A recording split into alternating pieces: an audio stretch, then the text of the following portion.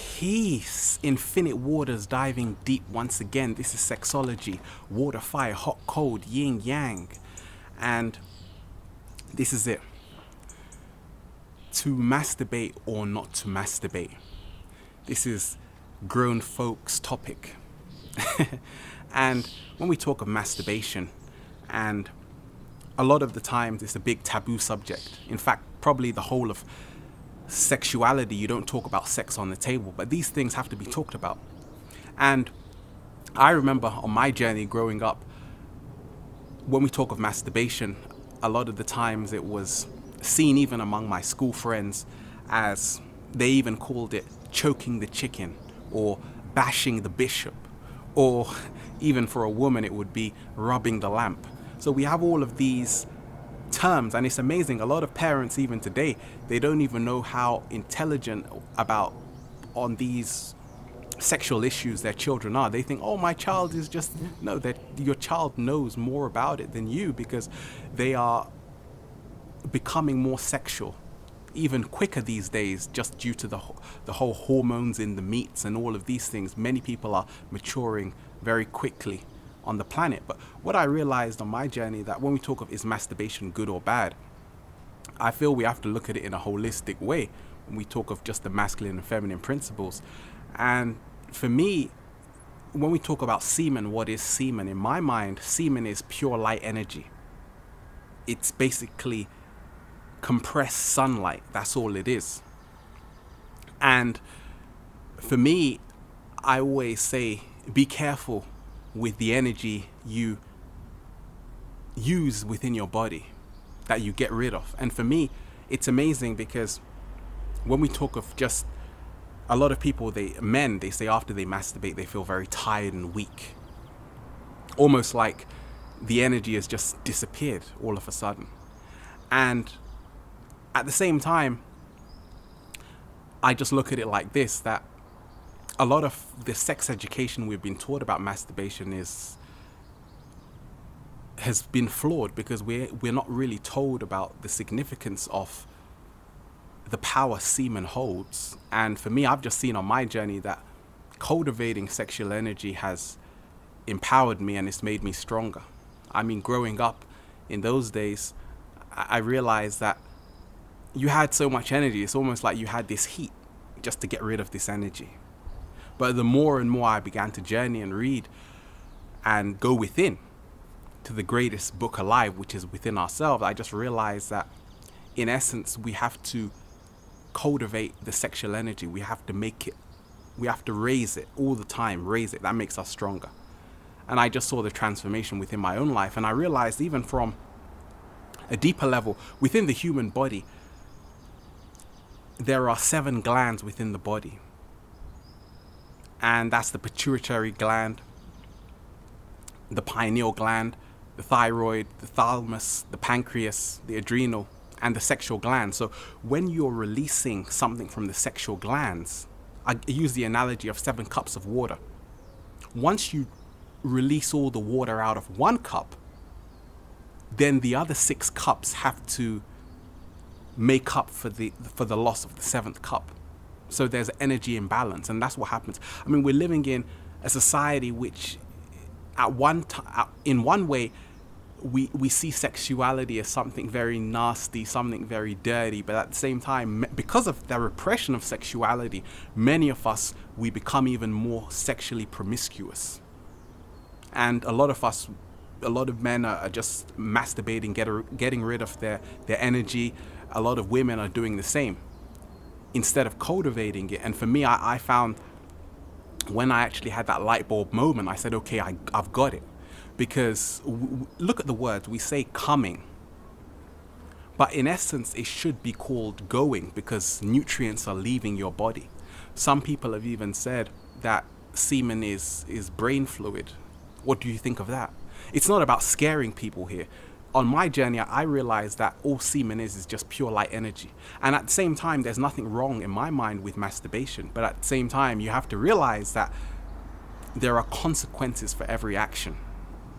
And in essence, it's about keeping your energetic levels in balance. In ancient times, many people felt that you should actually maintain the seed, cultivate the seed, and raise the seed up to your body.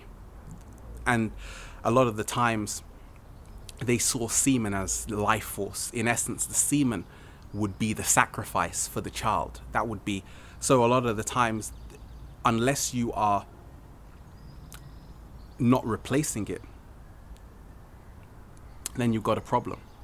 Because if you're not replacing through your diet, eating the right foods, then you're going to be at a huge deficit. So in essence, when we talk of fluids, even women, and the fluid they're releasing is also very has deep significance, because the clear liquid, some people call it pre-cum, even in a woman, when a woman gets wet, it's actually blood plasma. So in essence, we also, when we're releasing these things, which is no problem, but at the same time realize there's going to be a consequence, because you have to replace that, you have to replenish it with the right foods, the right environment, the right attitude and mentality. Some people, I remember, even on my journey, if anything happens, if I was to get rid of energy, even semen was to leave my body, I realized, okay, immediately you have to compensate that. So what do you do? Well, first of all, you have to start eating a lot of avocados, because avocados is probably one of the greatest fruits, which actually is like a sex stimulant. In fact, the word itself actually means testicle. So it is a huge benefit for people if you want to actually replace the debt which has just been caused. Also look at fresh greens, fresh vegetables. But in essence, I feel masturbation on a deeper level, people don't have to masturbate if they're in a loving relationship. And that's what I found even on my own journey. There's been no need for me to masturbate for such a long time, because the need isn't there anymore. I mean, I've already got the relationship.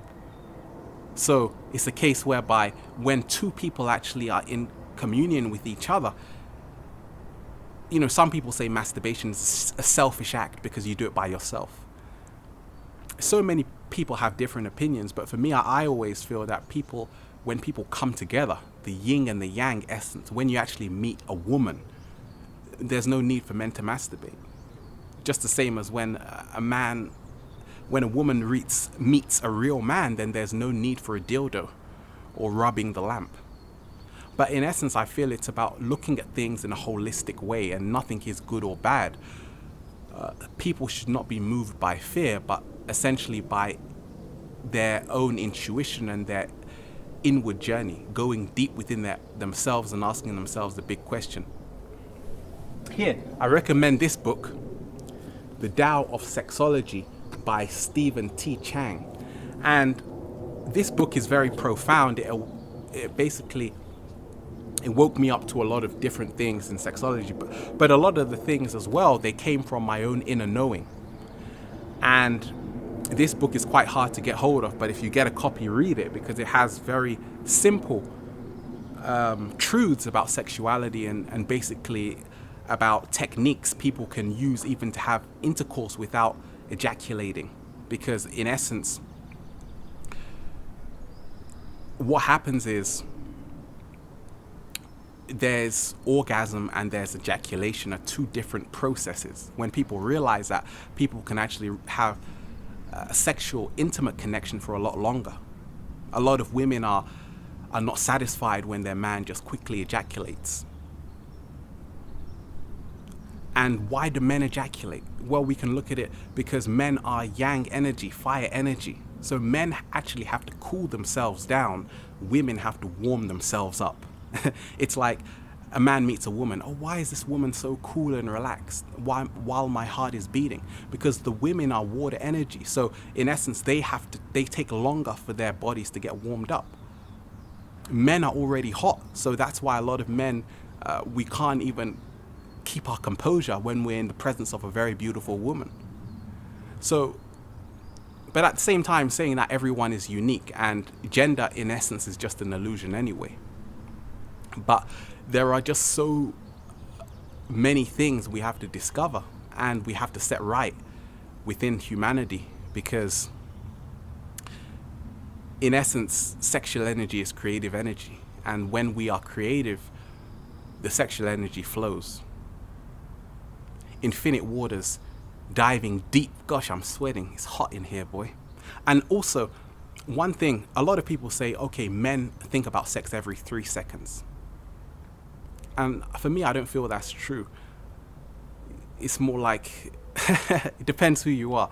But a lot of the stereotypes we have is that women are not sexual beings. Because the feminine principle has been taken out of everything, a lot of people see a woman and say, oh, she doesn't think about sex, it's just a man. But in essence, women have also repressed their sexual energy.